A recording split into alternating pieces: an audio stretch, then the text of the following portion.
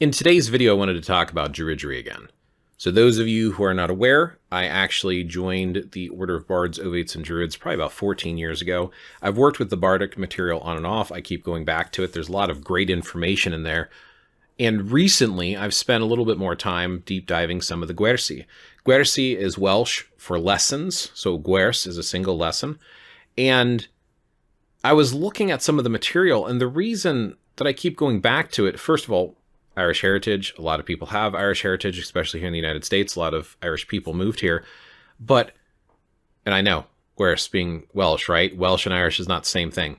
But OBOD has a collection of different materials from some of the Celtic cultures that have been pulled together. Yes, there's a lot of Welsh influence, but there's also some Irish stuff as well. And it's not necessarily about just the Irish stuff. It's about feeling this call to reconnect with nature and the earth and to look at my place in the universe. I've thought about this for many years. I've had a lot of different influences from the way that I was raised and things that I've read about, influences from people around me and what I chose to spend my free time doing. But specifically, there was a Gwers that I was rereading recently. This is Gwers 4. So if you're a member of OBOD, you'll see this type of thought process under the Celtic Twilight and the influence of the Romantics. But there was a particular part that I kind of already believed before reading any of the material or even joining OBOD, and rereading it again and hearing very similar thoughts reflected to some of the things that I've been saying.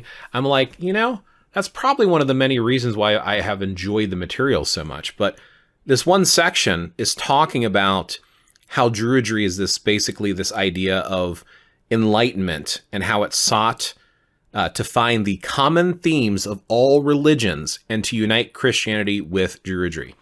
That one line there alone, I'm like, I've done videos on this recently. Like I even have this mountain theory video, and I've been making other analogies about how all religions and spiritualities are essentially doing the same thing. And I get it. If you're a religious person, you might be like, no, how are they?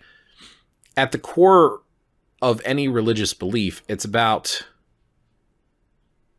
I think, three main things. Some of them are looking for some sort of salvation or life after death scenario, like what happens and how do we move on and how do we be as spiritually good with that religion as we can.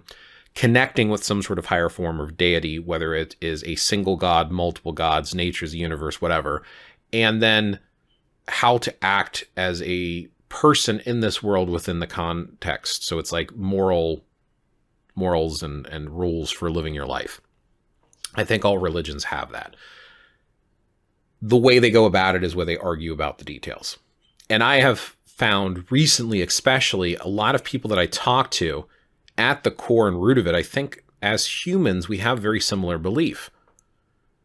For example, the Catechism of the Catholics, which I've mentioned in at least 5 or 6 videos recently, talks about God as not being a male, like a lot of people think of this male in white robes with a beard sitting up in the clouds. Apparently that's not how the Catholics officially, their official catechism states that God is genderless.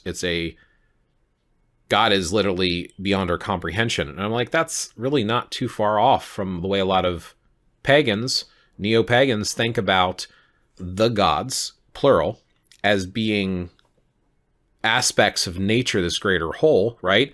So almost in a way, even though the Christians are using the word God, technically both could be true, other than the fact that, the Christians will get mad when you say plural gods, instead of seeing it as the creation of nature. And it also depends on the actual neo-pagan too, whether they think of them as these distinct beings that are more than a Christian would think of an angel being, as an example.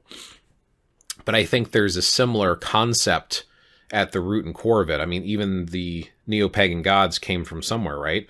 So if it is this force and this power, why couldn't that be applied to the concept some monotheists are viewing their God as?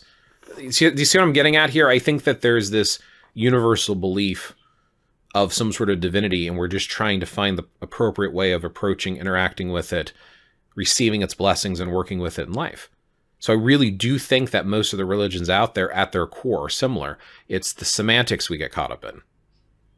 We argue over the proper names and the proper way to go about it more than this universal power. Like, so if you are a monotheist, which most of the world seems to be, at least from my observations, especially in the US, if you're a monotheist, who are you to dictate how God can appear? If God is all powerful, all knowing, and omniscient and omnipresent, then how are the pagans wrong if they're still connecting with what created us and the nature itself? Didn't God create all of nature? And if you're interacting with nature, aren't you interacting with God's creation? I mean, some people, of course, argue that, like, oh, well, you need faith in Jesus, and that's what makes a Christian, because of the faith in Jesus is Jesus being specifically one aspect, so the rest doesn't count. Because I also see Christians, too, getting out into nature and reconnecting with the earth as well. So this idea of having this all religions unite and spiritualities unite and fusing them together, it makes sense. Because even like pagans, neo-pagans complain all the time that Christians stole all their stuff.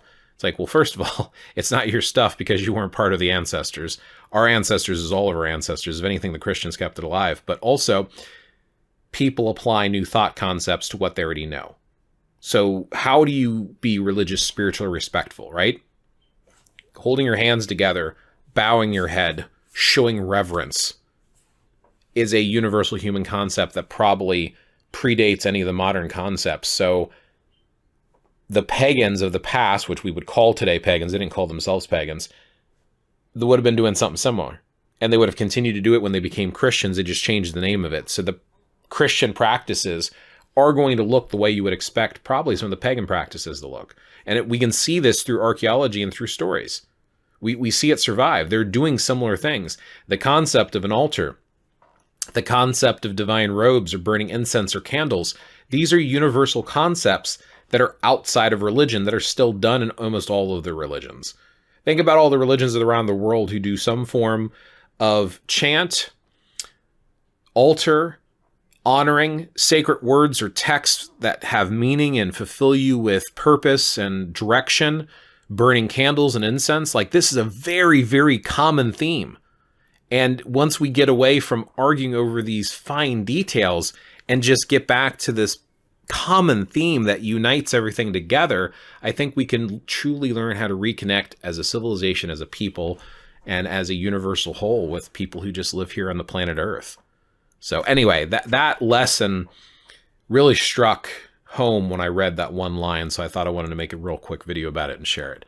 So what are your thoughts? You know, are you a member of OBOD? Have you read this before? How do you view that? Does that bother you, the associations between modern Druidry and the fact that it came out of Christianity? Yeah, you can still be a Christian Druid today. In fact, there are members of OBOD who are Christian Druids. You can also practice Druidry as its own spirituality, or you can incorporate it in any religion you want.